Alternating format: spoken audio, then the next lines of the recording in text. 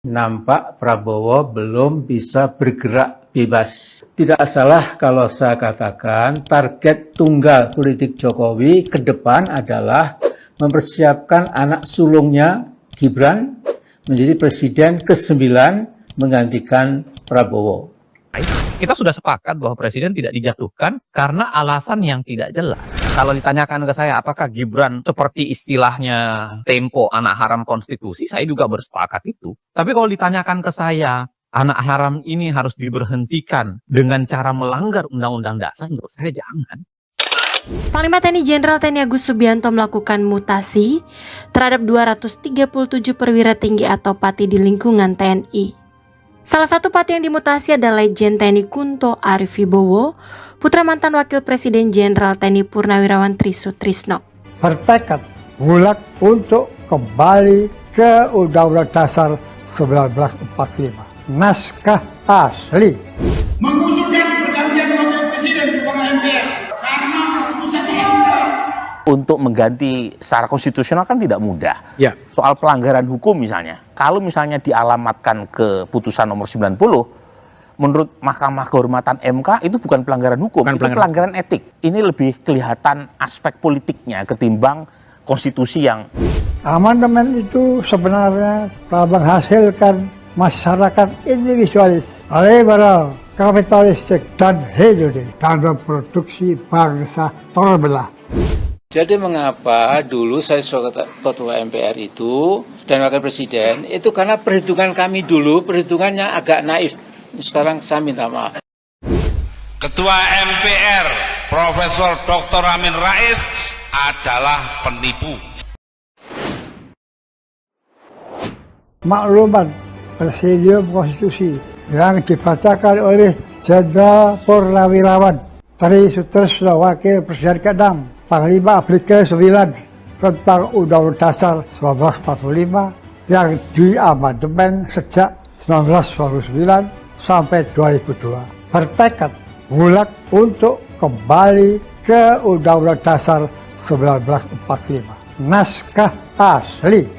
Mengusulkan pergantian Wakil Presiden kepada MPR karena keputusan MK terhadap pasal 169 huruf J Undang-Undang tentang Pemilu telah melanggar hukum acara MK dan undang-undang kekuasaan kehakiman dan diketahui oleh Tri Sutrisno Jenderal TNI Purnawirawan.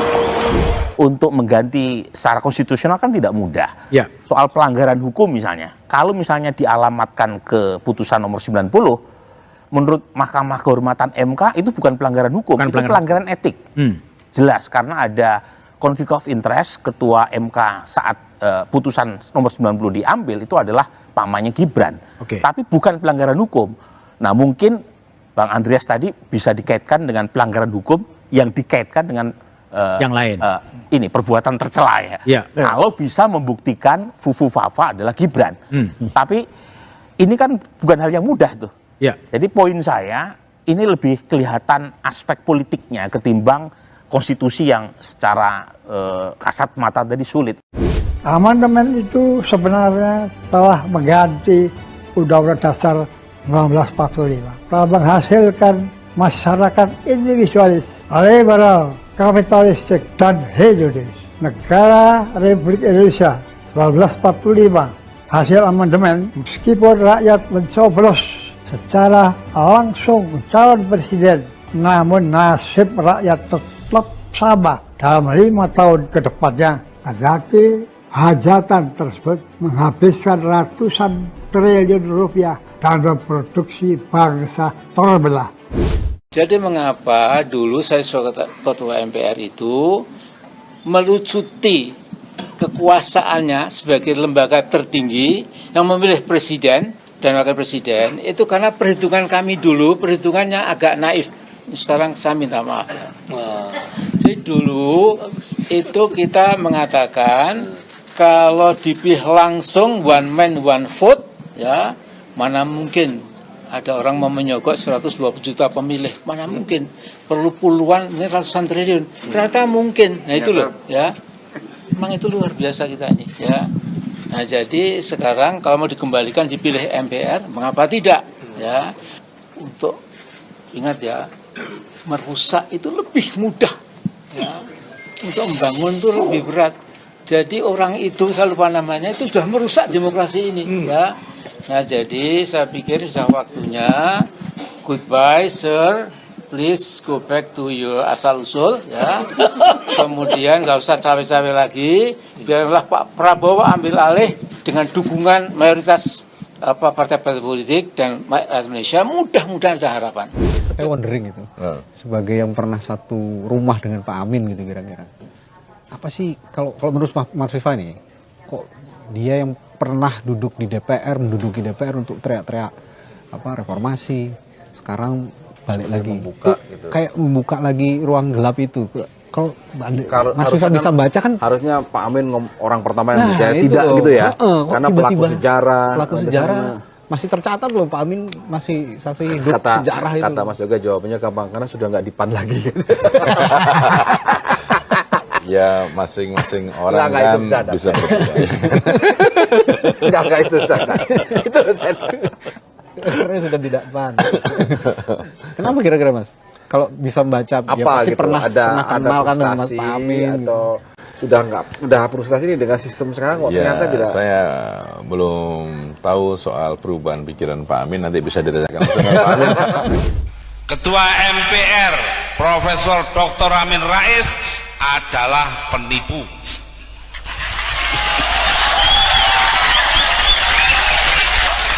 Ini ke 52 kalinya saya bicara di muka umum, tak tunggu nih bener gak ini yang menentukan benar tidaknya pengadilan. Saya tunggu berani tidak membawa saya ke pengadilan. Sampai hari ini tidak berani. Mengapa saya berani mengatakan demikian?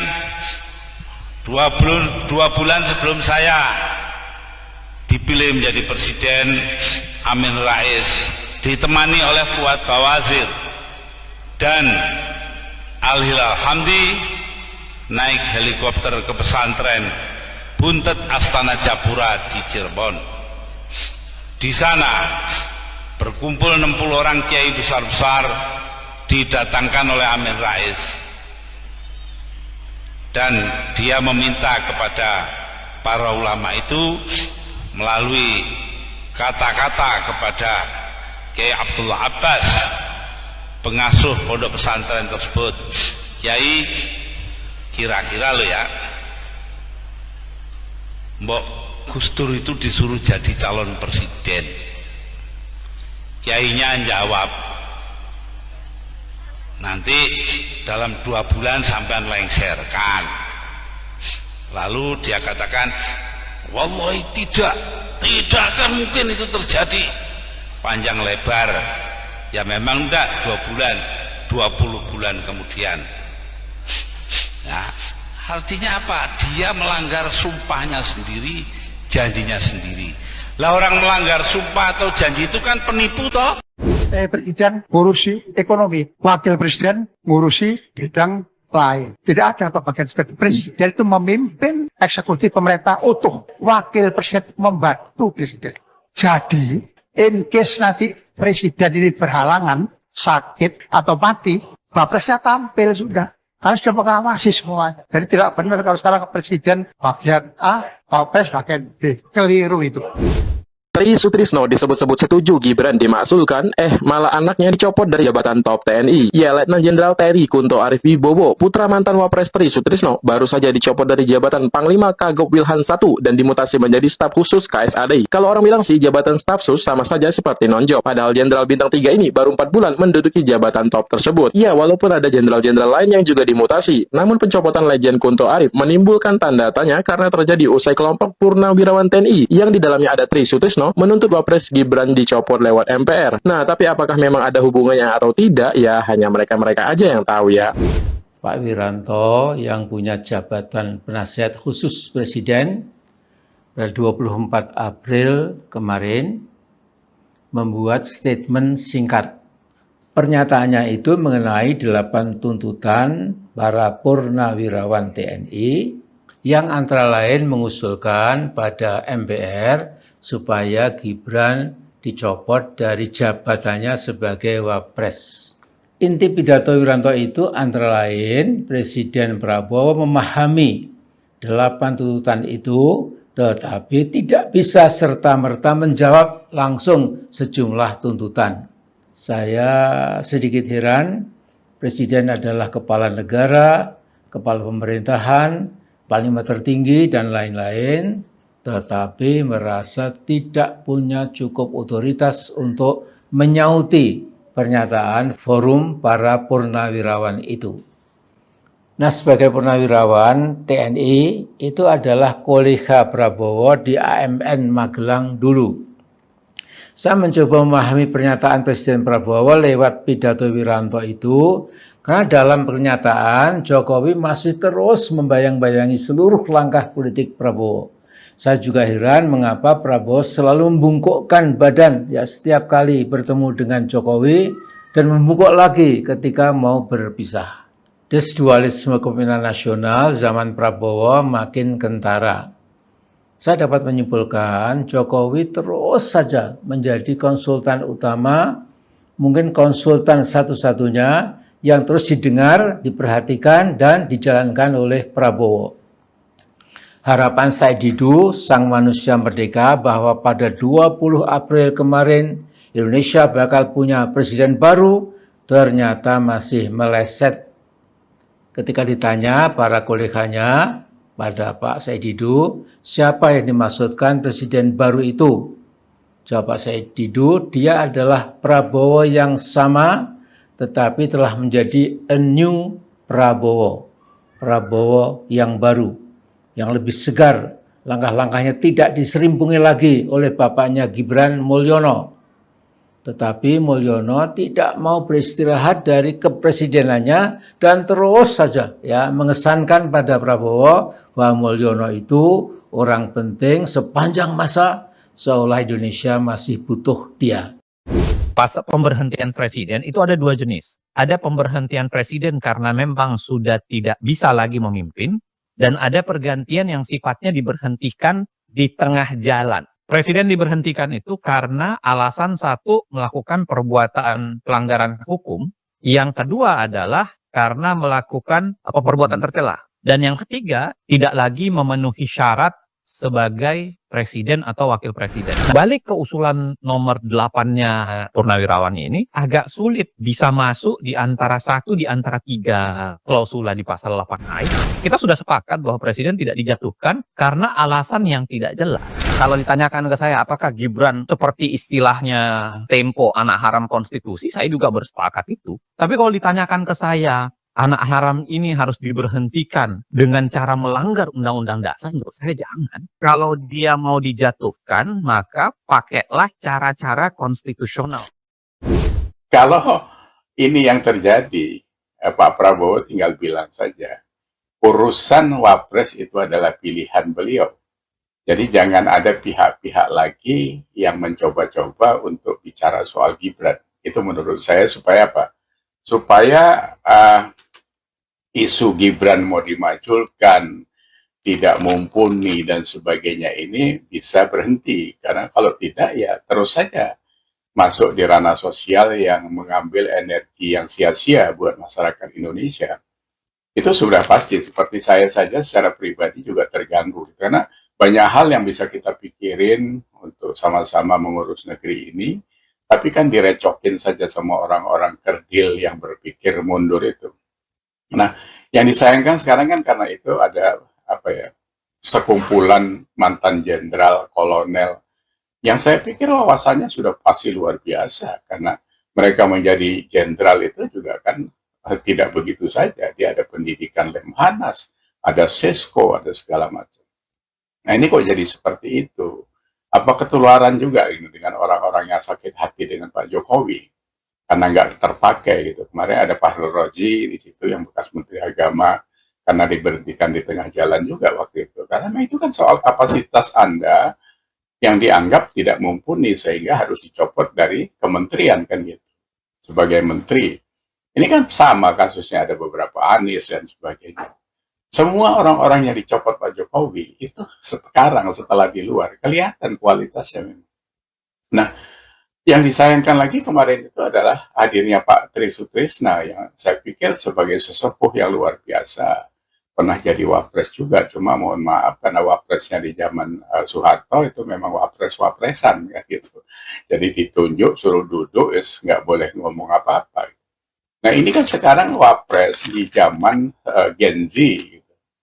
Nah kita sebenarnya di angkatan-angkatan seperti Purnawirawan itu rata-rata kan baby boomers semua. Yang umurnya itu sudah 66 sampai 81. Nanti di tahun 2045 itu sudah 101 tahun umurnya. Apakah masih ada di sana? Jadi membuat video ini, tetapi nampak Prabowo belum bisa bergerak bebas. Tidak salah kalau saya katakan target tunggal politik Jokowi ke depan adalah mempersiapkan anak sulungnya Gibran menjadi presiden ke-9 menggantikan Prabowo. Karena itu agenda Jokowi untuk menggagalkan kepresidenan Prabowo menjadi sesuatu yang sangat logis, masuk akal. Nah, bahwa Indonesia pasti ambruk kalau Gibran sampai jadi presiden di tahun 2029, itu tidak ada soal, nggak ada masalah bagi Jokowi.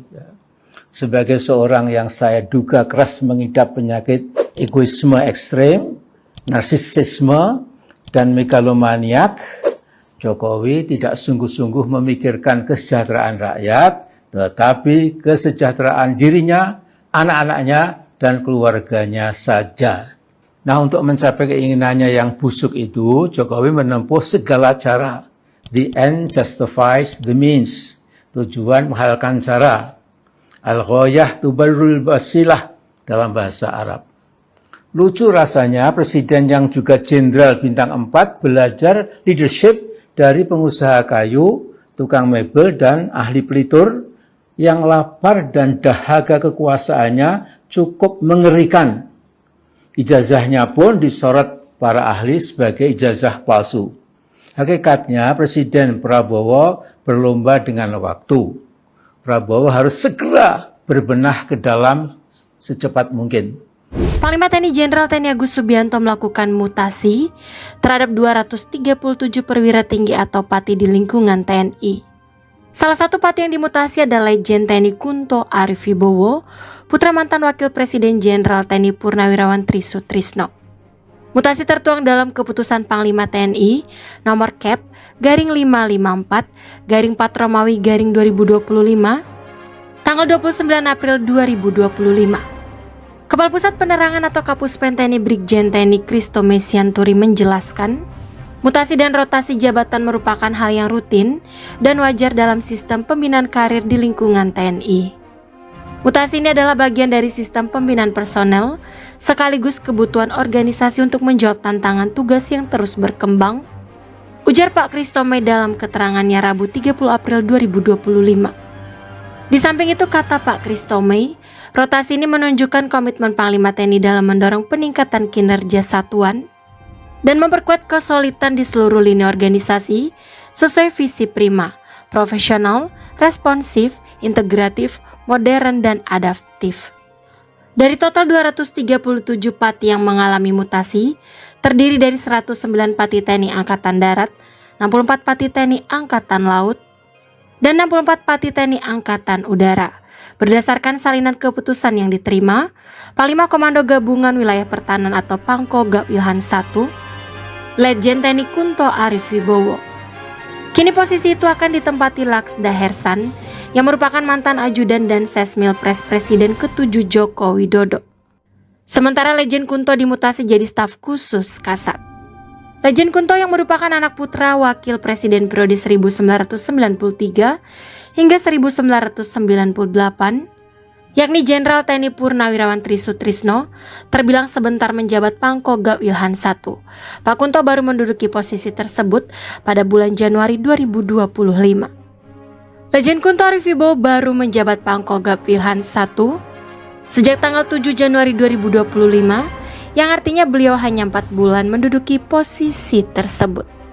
Lahir pada tanggal 15 Maret 1971 di Malang, Jawa Timur, Pak Kunto menempuh pendidikan militer di Akademi Militer atau Akmil dan lulus pada tahun 1992 dari Kecabangan Infanteri. Seperti yang kita ketahui bersama, beberapa hari belakangan ini Ayahanda Jenderal TNI Purnawirawan Tri Sutrisno menjadi sorotan warganet lantaran turut menandatangani perihal desakan pencopotan Wapres Gibran Raka Buming Raka. Jadi pemikiran apa yang mau di-spill terhadap Wapres, kenapa harus dimajulkan, kenapa, apa yang salah? Lagian ini kan dipilih rakyat 58,58% itu bukan suara kecil. Jadi ini bukan zamannya lagi MPR yang bisa memutuskan memajulkan itu, karena ya, tidak bisa. Karena undang-undangnya sudah seperti itu, jadi buntutnya panjang dan prosesnya panjang kalau mau mengganti seorang wapres. Salahnya apa gitu? Baru jalan 7 bulan bekerja dia. Kalau soal komentar orang terhadap kapasitas Gibran, ya silakan gitu, karena penilaian pribadi-pribadi seperti Deddy Sitorus segala macam, khususnya orang-orang PDIP ya, karena memang mereka tidak suka. Kalau sudah ada bibit tidak suka itu orang apa ya? Makan aja orang salah kok masuknya dari mulut sebelah kiri, nggak sebelah kanan kan gitu kan. Jalan aja salah gitu. Jalan kencang katanya kok jalan pejabat terlalu kencang, jalan lambat kok kelemar-kelemar. Semuanya ya salah gitu. Karena memang kebencian itu kan memang menutup semua rasionalitas manusia memang. Kalau sudah benci itu semuanya jadi jelek. Nah, kembali lagi terhadap eksistensi Purnawirawan ABRI yang kita hormati ini sangat disayangkan. Dan tadi pagi saya lihat pidato Pak Wiranto yang menyampaikan pesan dari Pak Presiden bahwa benar jadi tidak seperti itu. Ya mohon maaf saja usulan-usulan itu kan Presiden juga memutuskannya tidak tunggal ya. Tidak dia sendiri bisa ngapa-ngapain, ada penasehat, ada masukan, ada proses. Masa nggak dipahami yang kayak gitu? Presiden itu kan bukan direktur utama sebuah perusahaan keluarga kan gitu. Jadi ini harusnya tidak seperti ini dan jangan lagi terulang menurut saya seperti itu. Ya jadi pengalaman yang tidak baik. Jangan terikut-ikut kepada orang-orang yang benci. Purnawirawan ABRI itu kan orang-orang yang punya kapasitas bagus gitu. Masa terikut larut kepada hal-hal yang tidak baik.